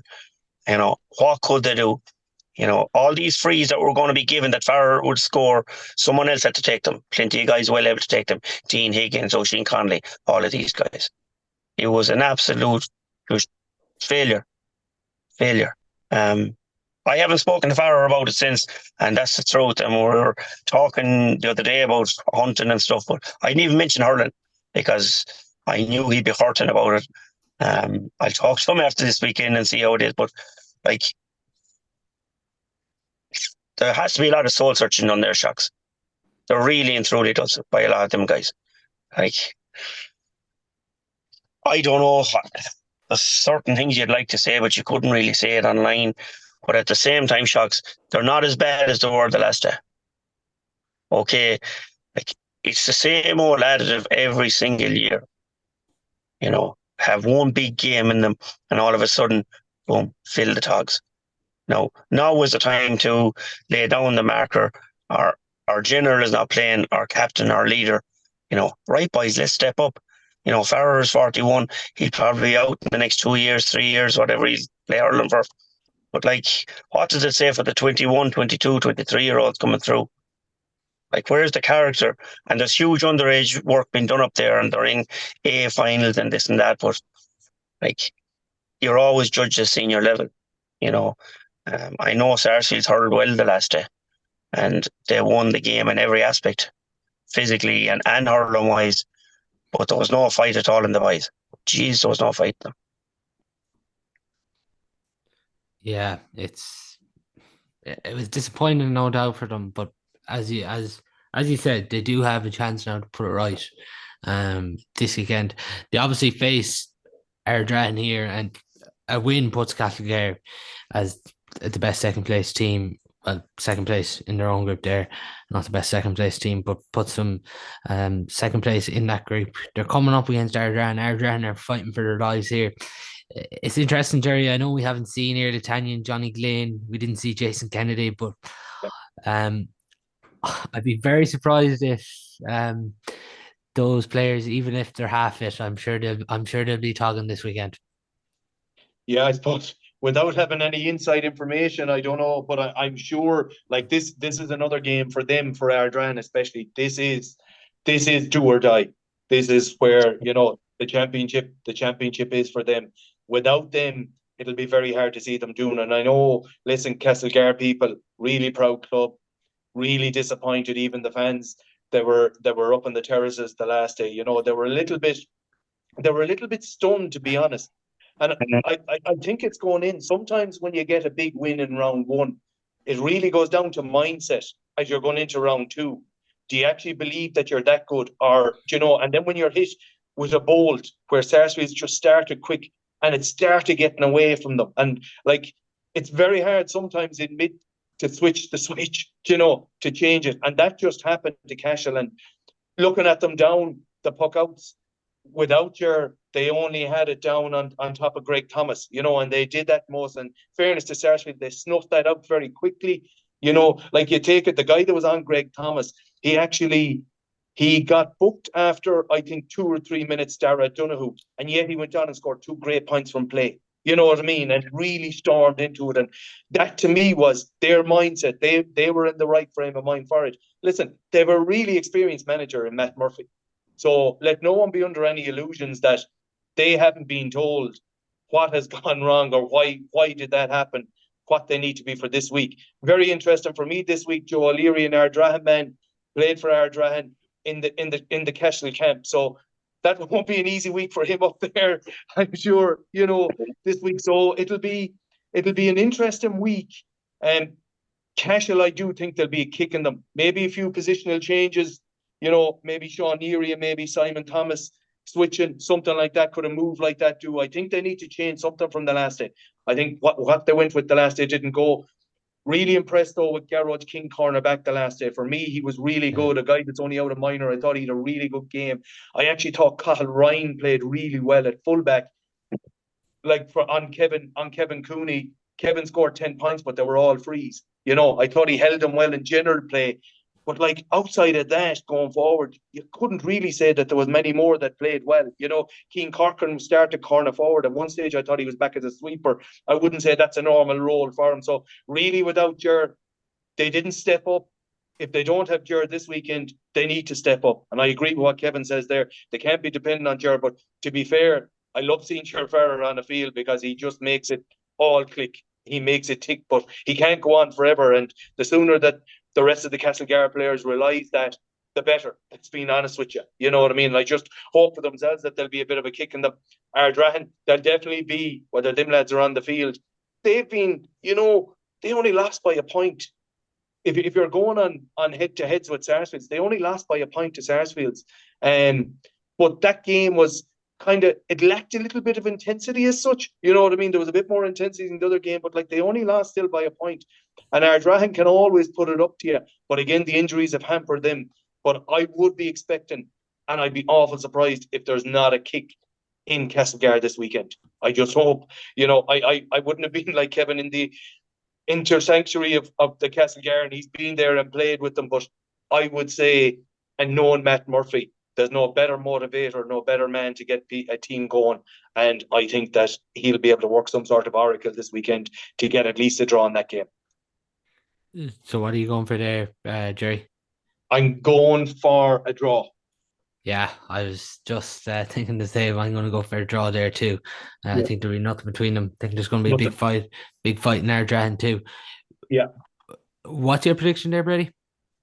I go Cashel for 5. Farrer back, Cashel win. I think there's a kick in them. So the only way Cashel here can be knocked out is if Oranmore were to beat Sarsfields and Ardrahan were to beat them. Ardrahan, they have them on the head-to-head. Cashel win or draw, they're through, and Oranmore be true because they have the head-to-head in Ardrahan. So Ardrahan need to win to stay in the championship. That other game, Oranmore, Mary and Sarsfields, in fairness, the kind of complete opposites. Oranmore were poor against Castlegar, but they showed huge resilience, Brady, to get a big result there and a comfortable result too against Ardrahan, which they now go into a game against Sarsfields this weekend. They this game takes place at 5:00. It's an interesting one here because like Oranmore can still put themselves in the hunt here if they were to win. Obviously, Castlegar to win, then you'll have Castlegar, Oranmore, Sarsfields all on 4 points, and it's calculators out there again. But Oranmore showed huge resilience to react after such a heavy defeat in round one. They did, and we spoke about it. And last year, for up to the middle of the championship, my team of the year have been Oranmore. They hadn't been going great pre-season this year. I fancy Cashel to beat them well. I know Cashel had been going well. And talking to a few Oranmore guys after the Cashel game, they said they were bullied all over the field, which is not something that's really renowned with Cashel. It really isn't. They said that Cashel were far more physical and all of that with them. And talking to a few Ardrahan lads yesterday or last Saturday, they said Oranmore were physically in better shape and way fitter. So it's everything is on the day, Shocks, if you know what I mean. And Gerry knows exactly what I mean. It's sometimes, if these two teams met today and it was a draw, one team could win by 10 points tomorrow. You just don't know. There's nothing between them. But this is the kind of a lift now that Oranmore needed. It really is. They're a good outfit. There was a bit of friction in the camp, or just not friction in the camp, but guys weren't happy from what I was hearing after the Castlegar game. And listen, sometimes when you get a hockey in a 14 to 15 points, of course there's going to be a bit of finger blaming. So how do you react? You come back out and you beat your next team by the margin you did. So now they're on the bandwagon. And I think it'll suit them playing Sarsfields. I think Sarsfields will bring the best out in them. I don't think they'll beat them. I think Sarsfields are a very well polished team, but they'll give them a right good game on the weekend. Sarsfields were as much as we talked there about the Castlegar performance, Gerry, Sarsfields were really impressive in that game. Really impressive. Their mindset from the very off, they were at it. And in fairness to Sarsfields, the one thing about them is that they're a really, really good club from top to bottom. And, that their management team is experienced. They brought in Kevin Ward this year, and he'll have worked with Francis before. And they're really, really good, all good local lads in the management team, all the players buying in. You have to think, they don't have Joseph Cooney there. They don't have Darren Morrissey at the moment, you know what I mean, in there. But they're still really motoring on. And Darren Murphy to add to that. And Darren Murphy to add to that, yeah. So, when you add them three players, we can talk about other clubs there, and we said they have injuries, but, Sarsfields are getting on with it, and they're not talking about it. They just have to get it. They do a job. They're very methodical. They have a system. They really go at teams. They'll be playing Oranmore this weekend. They'll identify what they perceive as their weaknesses, and they go about it. But Kevin Cooney was a big loss for Galway this year. People can say, I know Galway, they can say this, but Kevin Cooney was a huge loss. He had that bit of X factor for them in the forwards, and John Cooney's up there in the half-forward line. He's adding that bit of presence. But I've been really impressed the way even Kevin Hines, he's putting his shoulder to the wheel year after year. And, for me, he's not slowing up in any way, shape or form.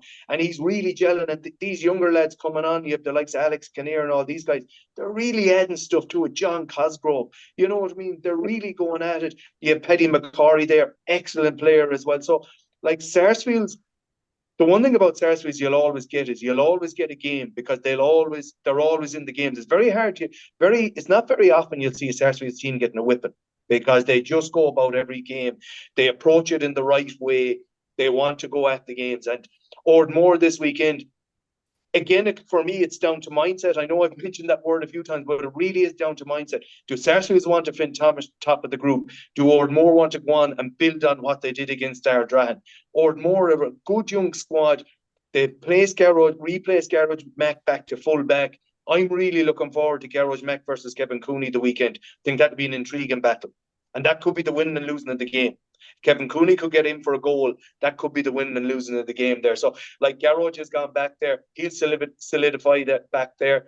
They have good young lads coming on. They have the Burks there, all good hurlers. Rory, Patrick, Cullum. Although I was a bit surprised to see Cullum in the half-back line. Didn't go well the first day. Fair play for himself. He turned around and got on team of the week after. So really, really good. He approached it in the right way. A lesser player would probably have said, God, didn't go well for me. Greg Thomas scored 9 points off me. But the next day he turned around and got on team of the week. So like that just shows for him what sort of a player he's about. They have Anthony Keady there, Ryan O'Donnell. I really like Ryan O'Donnell. If he gets ball and enough ball in space, he's well able to go. Aaron Dylan's there in the subs, bit like Ryan. If he comes on, he can really go at you as well. So I'm really looking forward to this game. I do think, though, Sarsfields will just have that little bit too much. And if Sarsfields can get to a quarter-final and they have a month's break, and if they can, I don't know what Joseph Cooney's injury is like, but at least if they could get Joseph back into that squad, I think that they'll really push. And again, when you get to a quarter-final and you're there, if you look over the last few years, normally the team that win the cup, they normally get the direct route to the quarter-final. So that's why I feel it's really important this weekend, teams force it. Now, Thomas's could turn around and upset the apple cart for what I'm after saying there. But if you look over the winners the last few years, even before Thomas's, they'd gone through the front door, quarter-final. You have that month's break and you can prepare. That's normally the way the teams that will pick up Tom Canlon will do it. So I'd say any team with any ambition this year picking up Tom Canlon want to top the group. And that's why I think Sarsfields will just have a little bit too much this weekend for Oranmore. And I suppose Oranmore had guys playing under 20s during the weekend, lost the under 20 semi-final. So you'll have lads coming back in to take a bit of while to get over that disappointment. Sarsfields will approach it the right way, and I think it'll be I think Sarsfields will win this by about 3 points. I'd give a Sarsfields win 3 points. Brady, are you expecting Sarsfields? They're too much here too? Yeah. Listen, they're a class act, they're a polished machine, and I don't know without Joseph Coney. I think Sarsfields by 6 points. Sarsfields by 6. Yeah, I'm gonna similar enough there. Going to go Sarsfields by 4. Expect them to have too much. We're just going to go on now to the Senior B and Intermediate. Obviously, huge amount of action.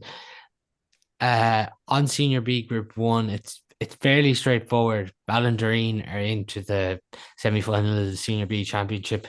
Beha are into relegation. So we will come to that game and we'll just get predictions, because obviously there's not much at stake there for either side. But the big one here, Gerry, Kilnadima and Port Pierce, it's just a matter really of seeding here. Whoever wins will play third place in the other group, and whoever loses then will play second place in the other group.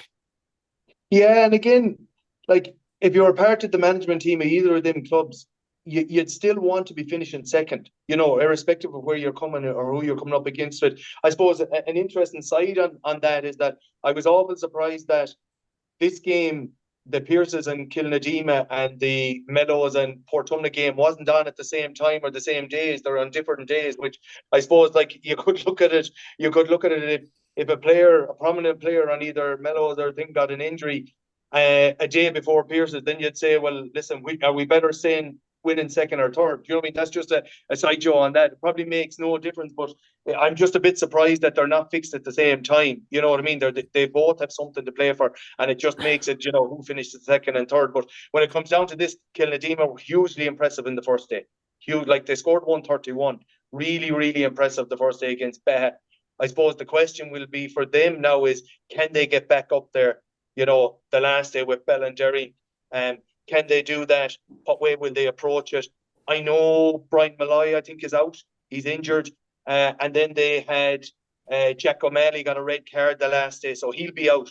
So, they'll be down them two players. Brian Malloy, free taker and captain. He will be a loss. I know his brother will step up and do the frees, but you can't kind of. Brian Malloy has been for years. He's been the mainstay of that Kilnadima team. So they will feel his experience and his effect, especially if the game is tight. He's really, really good in them situations. They have a good team, and they'll probably be dipping into their junior Bs or in the quarterfinal as well. Then, so what's their strength and depth like? But 131, they'll probably feel that they'll have enough to take Pierces. Porrick Pierces, then obviously they played Ballinderry in the first day out. Probably didn't go their way. I think maybe Pierces and Kilnadima, did they underestimate Ballinderry a little bit? To be fair to Ballinderry, they've shot the lights out in what they've done in the 2 games and won the games quite convincingly. Pearse has rebounded against Beha, which would have been a tough game coming into it. They obviously circled the wagons, got themselves back, had a good win by all accounts against Beha. And, it's going to be nip and tuck here. What way? I think if I was in management and either of them, I'd be saying, I still want to finish second because it builds momentum going into a quarter final. So whether the question for me is Kilnadima, do they really want to go at this again and show that the first round wasn't the last, it was just a blip for them? And then Pearse's, can they build on what they did already and get momentum there and go on again? Yeah, and Pearse's, Brady, like they got over the line in that Behe game, like as we talked about on the previous show the week before that, like it was always going to be a difficult game, but they got over the line, which has been crucial for their season now. Yeah, that's exactly what we spoke about when they were playing in Loughrea against Beha. We said lock the gates and let them at it, and it panned out nearly that way. Two very similar style teams. Mullagh gone for Leith and Kilnadima. I just think that Pádraig Pearse, they're a hardened team. They really are. They're championship based. No, I know they have a good few lads involved with the football with Caltra, and they're super fit. I'd be expecting Pearse to win this weekend. They're a good outfit. They really are. Donlan is over them, and they have a good backroom team. They're a passionate club. I wouldn't like to be facing them, in Senior B, facing down the barrel of a gun, because they'll give you everything every day. Yeah, the thing is there, it's like, as we mentioned, it's a huge one, but you actually expect Pearse to get through it? I do, yeah. I expect Pearse to come through that game. Pearse's are hurling well, and the last couple of years, they were very, very unlucky. They got injuries at wrong times, and they were in relegation battles, and they're doing an awful lot of work up there. Mullagh gone for Kilnadima. Who's going to take the frees for them? I know they're shooting huge scores, but I just think there's more consistency. There's more of a balance within the Pádraig Pearse setup, and I just don't think they do panic hurling. I think they like the dogfight, and I think it'll suit them. So Pearse is by how much there, Brady? Pearse is by 2. And Gerry, your prediction there? I would say as well, there was only these met last year in the group as well, and it went Kilnadima's way. But I think Pearse is by 1 this time. There'll be them all between them, to be fair. But I'd say Pearse is by 1. Yeah, I think Kilnadima by 3 in that one. Obviously, we mentioned that other game, Ballindereen Beha. There's not much at stake. It's only really Ballindereen looking to continue the good form, Beha looking maybe to get a performance before the relegation final. But just if I come to you there for straight predictions, I just think Ballindereen will want to keep the momentum flying, and I think Ballindereen will get through this one by 9 points. How would you see it, Brady? Yeah, I go 9 or 10 points. They'll be my team of intermediate last year. I just think they're, and I said it before they even played senior this year, I said they could actually win the Senior B. It'll be very tight, but they're a serious outfit, lads. This Ballindereen team, they're back up at senior where they belong. They're super fit. They're coached extremely well. They have a good free taker. A lot of good young fellas coming through the system. Ballindereen all day long, yeah. And do you see Ballindereen coming through there, Gerry? Oh, yeah, absolutely. In fairness, Luke Prendergast has shot the lights out so far. He's been real, for the Senior B, he's lit it up. Good scores on each day. And you think that maybe after the first day in Pearse's, when he scored, I think it was 2-5, that you'd say Kilnadima had been warned, and they probably were warned, and they probably had plans in place. But again, he turned up with 2-2 that day. So a player on form. And to be quite honest with you, they seem to be a team on form. So I agree with Kevin there. So yeah, I'd say Ballindereen by 8. Yeah, it's funny because the other group is the exact same permutations. Athenry are straight into the semi-final. Portumna play Mellows. It's a second, third again. And then Haskell, obviously disappointing to lose their opening 2 games. They actually can't get through now because if there's a winner out of Portumna Mellows, that'll go on to 4. Then if Haskell to beat Athenry, they'll be level on points. And even if it's a draw, then both teams will be a point ahead of Haskell. So disappointment there, obviously, for Haskell, Brady, particularly last year after reaching the Senior B final, they wouldn't want their season to be this short.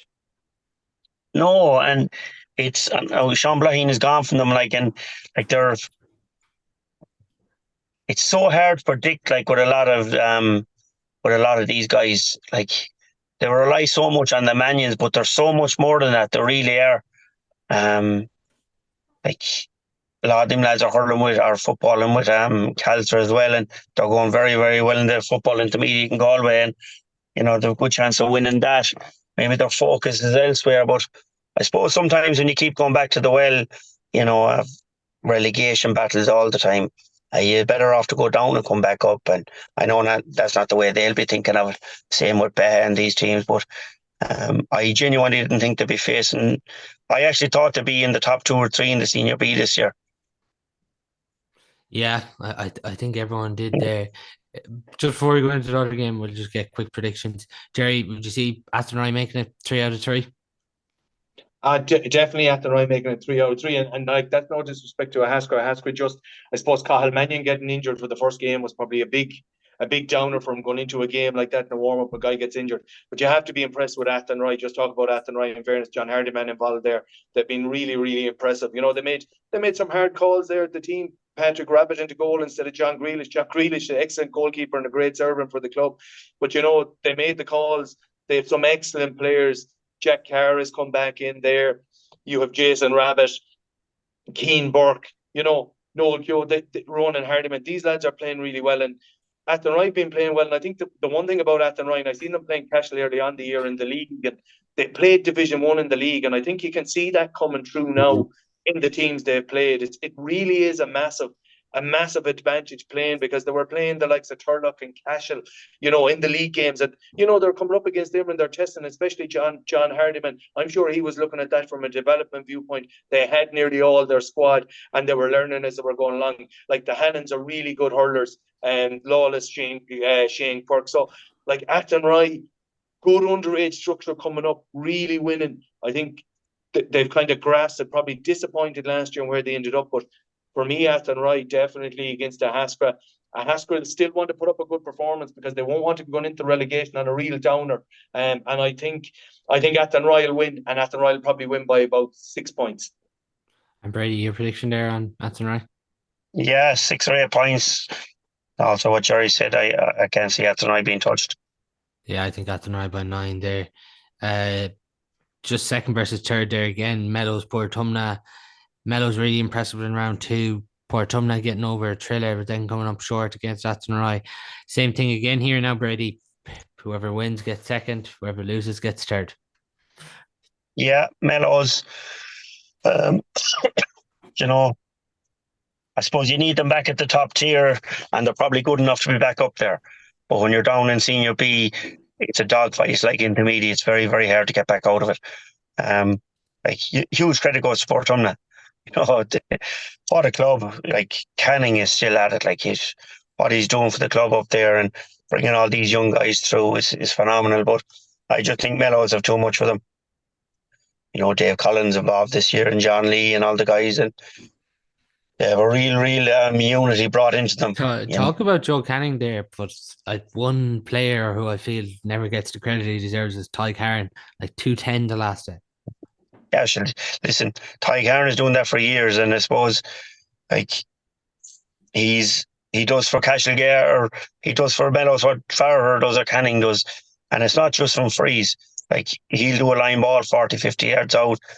You could pop him in the half-hour line midfield, the half-back line. He can play Ty Karen anywhere. He's the ultimate athlete. He really is. He's such a professional, loves his hurling and loves Mellows. He's a big Mellows man.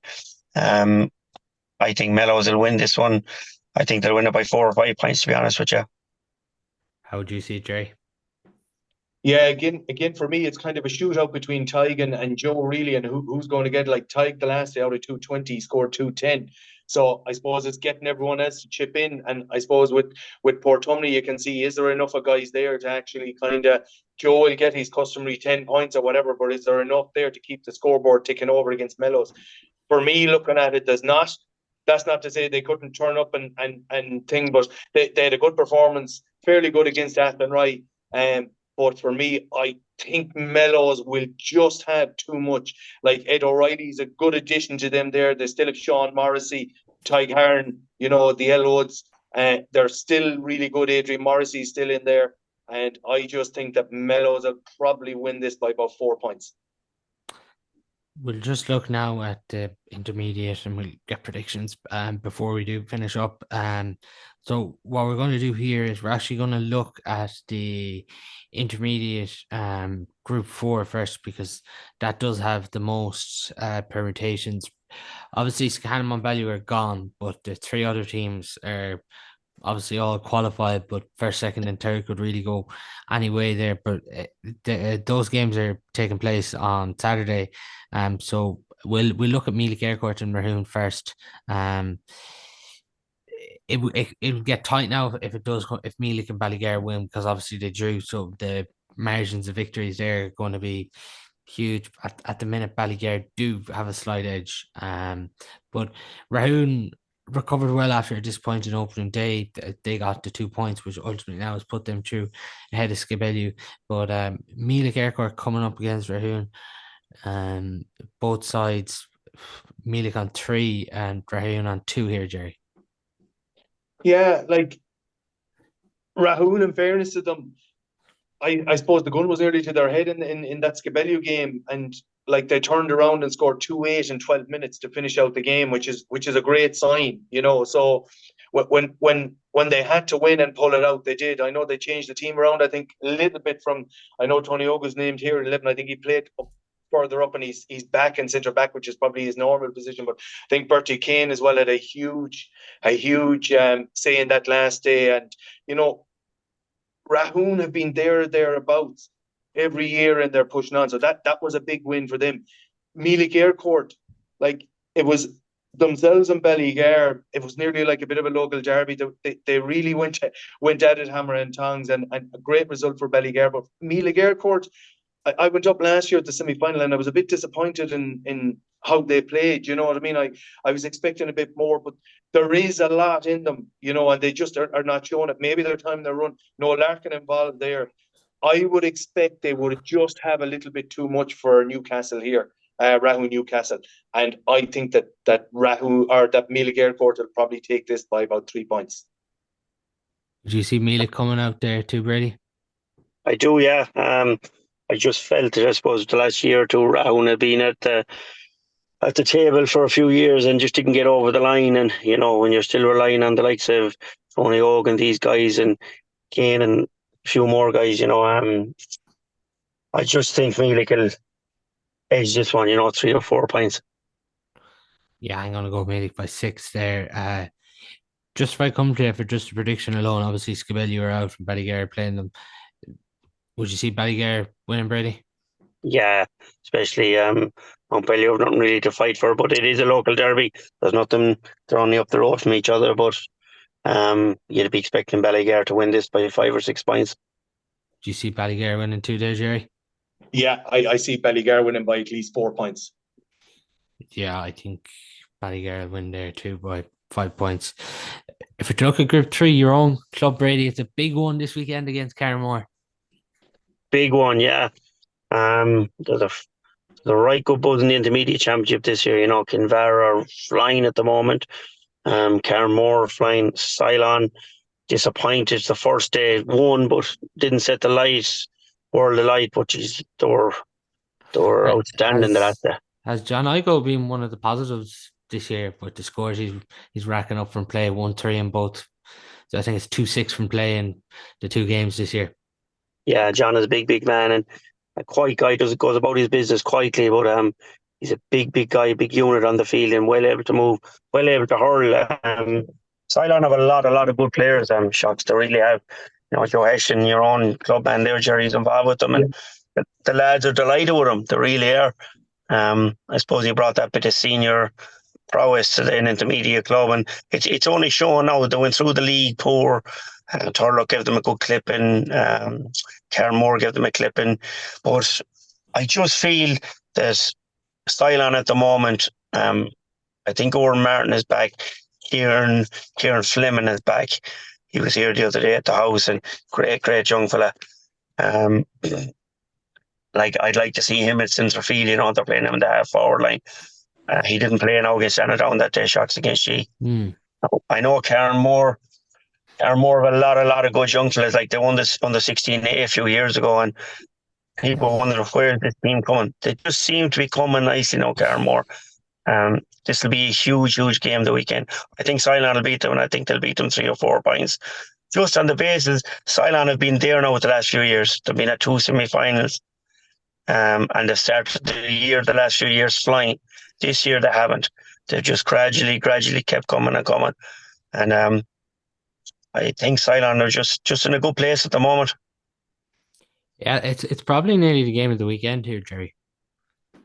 Oh, definitely, because the last round, I suppose, going into it performance-wise, they both teams needed to get a performance, and I think it did. I think like Cylon got the few goals at the end, and like Sean Yule has started to step up again. Really, really rate Sean. As well, they have Tom Kinney there, say he transferred over this year from Pádraig Pearse. So I'm really looking forward to the battle between Tom Kinney and Conor Flaherty. I think that's going to be an intriguing battle in there. And also, like Carmore, Danny Cummins is back. He's flying, buzzing around in there. Yeah. You have Enda Collins at full back. He'd been out the field a little bit. Really good guy, good leader. Kevin Killalay. I think this will be a really good game. Dean Spellman there, wing back. Like there'll be nothing given or taken there. You know what I mean? You have Cathal Fahey and Niall Feeney in midfield. They're able to move the ball. John Igo on the other side for Cylon has been, really, really good. And I suppose for Cylon in the league, I wouldn't have taken too much on the league because I suppose with football and everything that's going on, it just took a while. And I suppose Joe going in, now they've got a bit of momentum. I think this will be a really, really good game. Ronan Killalay there with Carmore. I just think Carmore might shade it, but I'm only giving them by 2 points. I think it's going to be a really good game. Cylon have impressed me anytime I've seen them, to be fair. But I think the score Carmore put up against Down, they really went about their business. Decky Welch is a great motivator. He's a good backroom team there. They'll be up. And like the Cylon gave Carmore a good beating last year in the group, kind of when Carmore had to win. I think Carmore will have that in the back of their head. So I'm just giving it a sneaky 2-pointer to Carmore, but I wouldn't be surprised if we went the other way. I'm going for a draw there. Think it's going to be tight there. Just the other game, Brady and Gerry Craughwell. You've obviously seen both teams in the championship this year. It's the winner basically goes through here. The loser goes into relegation. It's a big one in one sense because obviously whoever wins this secures their status for another year. I think Down will win this one simply on the prowess that like Craughwell are not going well in senior. They're not going great in intermediate. They just cannot seem to shake the cobwebs off at the moment. This is Down's first team. Down going well in the football. Sometimes that breeds a bit of belief into the other teams. Is Kilconieron will be out now at the weekend. He picked up a serious knee injury last night playing against Milltown. So who did? Enda Malarkey. So he'll be out for the weekend. What you do is cruciate, was it? No, not cruciate. It's just landed down on the leg, but it looks serious enough now. He has to be carried off, and he's not a player who'll go off lightly. Yeah, I know. Yeah, he's a tough, but it's tough. No sign of Comer going hurling. No. The big questions in everyone's lips. I guess it's just a wait and see. If you don't know, no one knows. But listen, you see what he done against Milltown the other evening. Like it's Michael Jordan wouldn't do it. He just put up his hand, he fired 3 of them aside, and he roofed it. Like if you could put that man in centre forward for 20 minutes, in a hurling match, and you feed ball through him, like he'd mind 2 players. But I just think Down will win this weekend. How much? 2 points. How do you see it, Gerry?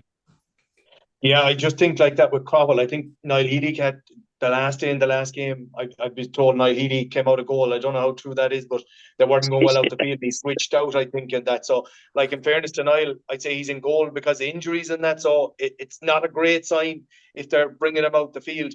They probably have lost 1 or 2 guys up as well to the senior, and probably the lads that are there, the younger lads are probably.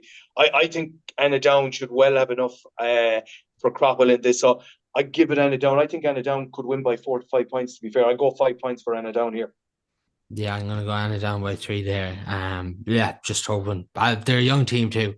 They're trying to get younger players through now to the team, so hopefully now that they can just get through there. My battery is about to go dead shot, so if I go, I'm sorry. No bother. We're just at Group 2 and 1 now, so we'll just get your predictions there. Kinvara Turloughmore, 12 o'clock, Pearse Stadium Sunday. It's an interesting one in one sense. If Turlough were to win and then Climber beat Kilconieron, which you'd expect going on form, you could have 3 teams on 4 points. But Kinvara here, Gerry, look like they just look a bit ahead here in Group 2. Like in fairness in their performance, it's very impressive first day out against Kilconieron.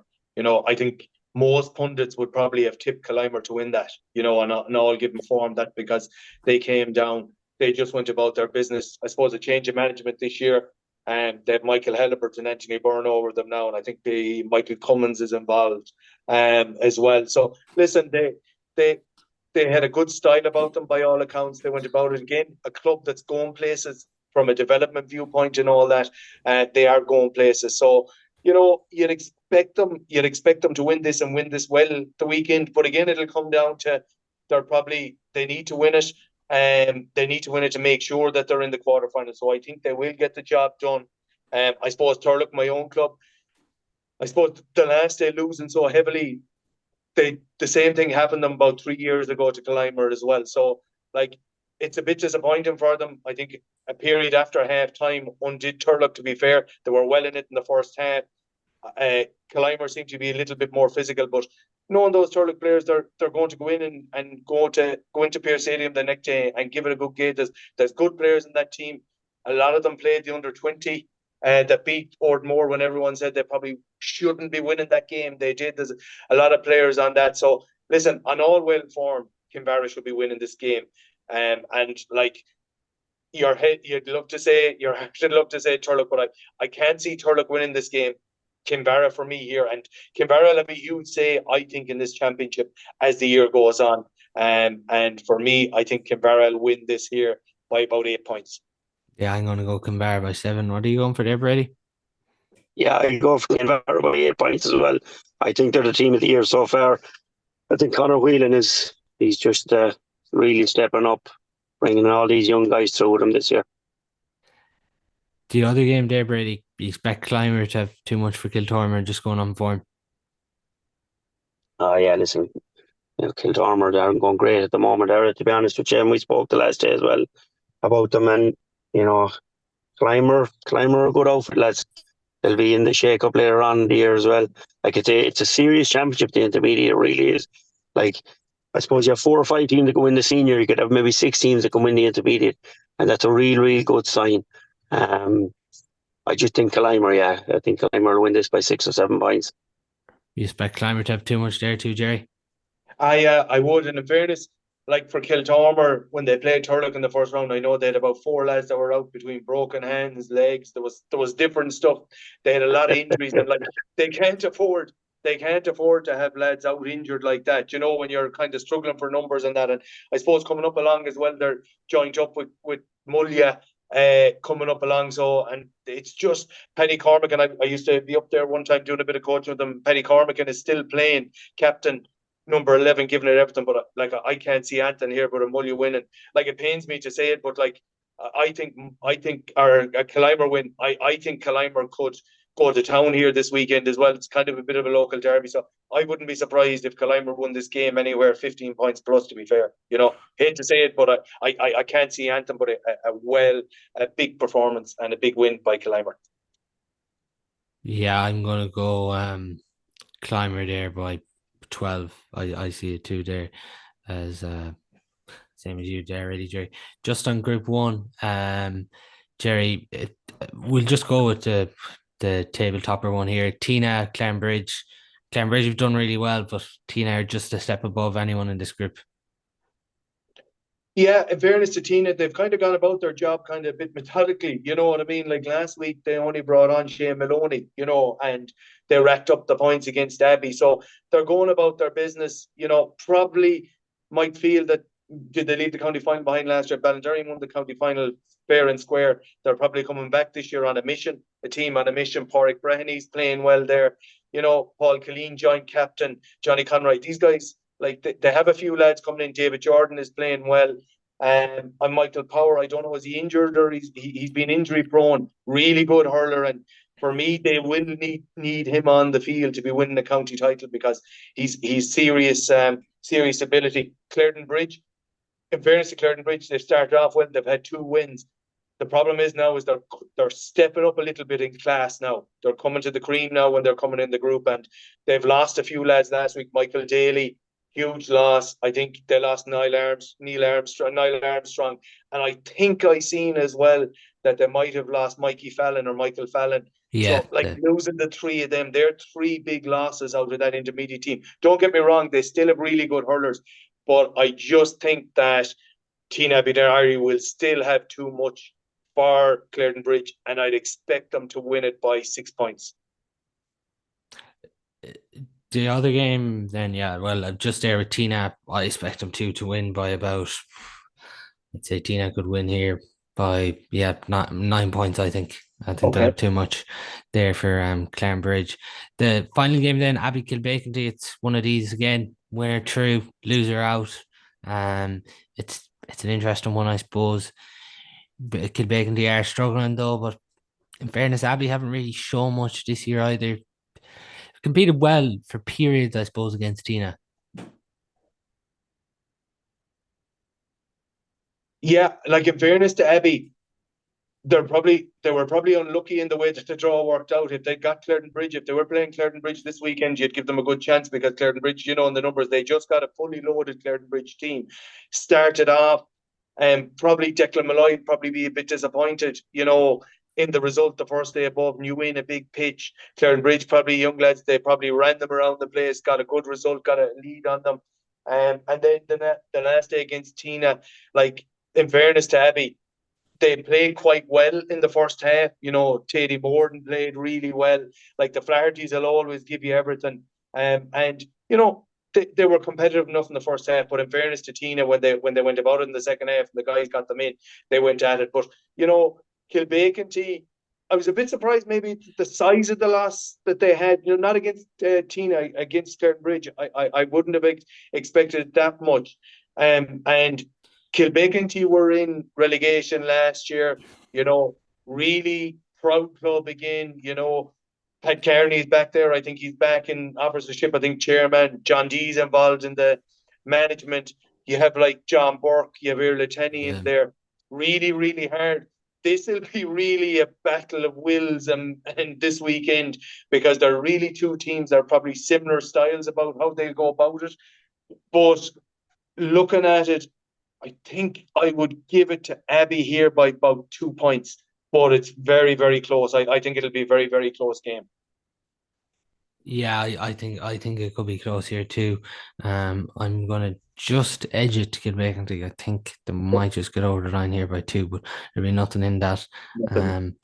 But yeah, there's some amount of games this weekend when you go through them all. 20 games this weekend across senior B, and intermediate. But that is all we do have time for on our bumper show this evening. Thanks to Kevin for coming on, and thanks a million to Gerry Kearney for coming on as well.